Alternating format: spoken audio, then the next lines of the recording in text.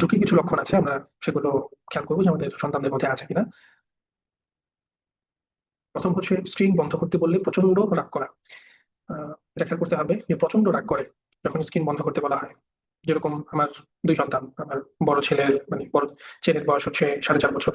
তো যদি তাকে মোবাইল দেওয়া হয় এবং সে মোবাইল দেখে, তাহলে সে কি দেখবে সেগুলো নিয়ন্ত্রিত করা, মানে নিয়ন্ত্রণ করা, এবং ভিডিওগুলো ডাউনলোড করা আছে সেই ভিডিওগুলোই সে দেখে। এবং সে কতক্ষণ দেখবে এটা যখন সে আমার থেকে চাচ্ছে এবং অনেক আবদারের পরে, তখন তার সাথে মানে কন্ডিশন দেওয়া হয় যে কতক্ষণ দেখবে, সে তার মুখ দিয়ে বলে এতক্ষণ দেখবো। এরপরে আমরা তাকে দিই এবং সে দেখা যায় যে এই সময়ের মধ্যেই দেখে, এরপর আমরা যখন বলি যে আব্বু সময় শেষ, সে দিয়ে দেয়। অথবা যদি তার খুব ইচ্ছা করে তাহলে সে হয়তো অনুরোধ করে। তো যদি দিয়ে দেয় অথবা অনুরোধ করে, তাহলে এটা ঝুঁকির আওতার মুক্ত। হ্যাঁ, এখনো সে ঝুঁকির আওতার মুক্ত আছে, কিন্তু ব্যাপারটা যদি হয় প্রচন্ড রাগ করা, তাহলে ব্যাপারটা খুব ঝুঁকির ব্যাপার। 2 নম্বর হচ্ছে লুকিয়ে ফোন ব্যবহার করা ও মিথ্যা বলা। যখন সে মানে এডিক্টেড, তখন তো সে এটাকে লুকিয়ে ব্যবহার করবে, কারণ এই পরিমাণ সে ব্যবহার করবে যে পরিমাণ ব্যবহারটা আপনি কোনোদিন অ্যালাউ করবেন না, তখন তার লুকিয়ে ব্যবহার করতে হবে। এবং লুকিয়ে ব্যবহার করার ফলে এমন জিনিস সে দেখবে যা আপনি জিজ্ঞেস করলে সে সত্য বলতে পারবে না, তখন সে মিথ্যা কথা বলবে। 3 নম্বর হচ্ছে খেলার প্রতি আগ্রহ হারিয়ে ফেলা। মানে সামাজিক ভাবে বা আমরা একসাথে যে খেলাগুলো খেলি সেই সমস্ত খেলার প্রতি তার কোনো আগ্রহ থাকবে না, সে মানে খুব বিরক্তি বোধ করবে।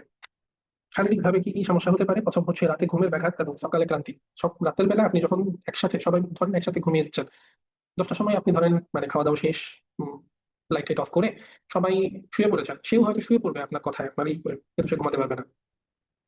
সারাদিন যে সে ব্লু লাইটের ইফেক্ট তার মধ্যে পড়েছে, সেটার কারণে সে ঘুমাতে পারবে না। সে এদিক ওদিক করতে থাকবে 2 ঘন্টা, 3 ঘন্টা, 4 ঘন্টা পর্যন্ত, শেষ রাত পর্যন্ত সে এদিক ওদিক করতে থাকবে।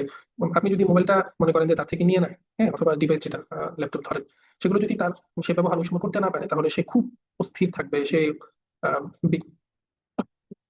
সরি, সে বিছানায় এদিক ওদিক করবে, বিছানা থেকে উঠে বাসায় হাঁটাচলা হাঁটতে থাকবে, হ্যাঁ, মাথা চাপড়াবে, এরকম করবে। এবং সকালে ক্লান্তি, যেহেতু রাতে ঠিক মতো ঘুমটা হয়নি, তো সকালবেলা যখন ঘুম থেকে উঠবে তার শরীরে ব্যাপক ক্লান্তি থাকবে। 2 নম্বর হচ্ছে মোবাইল ছাড়া খাবার না খাওয়া। আপনি যত খাবারই দেন, যত মজার খাবারই দেন, তার যত প্রিয় খাবারই দেন না কেন, সে মোবাইল ছাড়া খাবে না। আপনি খাওয়াতে পারবেন না, 2 বেলা 3 বেলা পর্যন্ত চলে যাবে, কিন্তু সে খাবার খাবে না। আপনি মানে পেরেশান হয়ে যাবেন, কিন্তু সে খাবার খাবে না। আপনার পেরেশানি কিন্তু সে থোড়াই কেয়ার করবে, কোনো কেয়ারই করবে না। এবং 3 নম্বর হচ্ছে মনোযোগের তীব্র অভাব। সে কোনো দিকেই মনোযোগ দিতে পারবে না, কারণ হচ্ছে তার মধ্যে যেহেতু এই খুব দ্রুত জাম্প করার ব্যাপারগুলো চলে আসছে, এবং খুব মানে ডোপামিন রিলিজ হওয়ার যে ব্যাপারটা, এটা খুব দ্রুত হয়ে গেছে। তখন সে দেখা যায় যে আহ, কোনো কিছু ক্ষেত্রে মনোযোগটা ভাবে ধরে রাখতে পারবে না, সেটা কোনো বই পড়া হোক, কোনো খেলা হোক, হোমওয়ার্ক হোক, ক্লাস হোক, অথবা আপনি তার সাথে কোনো কথা বলছেন, গল্প করছেন, সেগুলো সেগুলো সে ঠিকভাবে মনোযোগ দিয়ে শুনতে পারবে না বা মনোযোগ ধরে রাখতে পারবে না।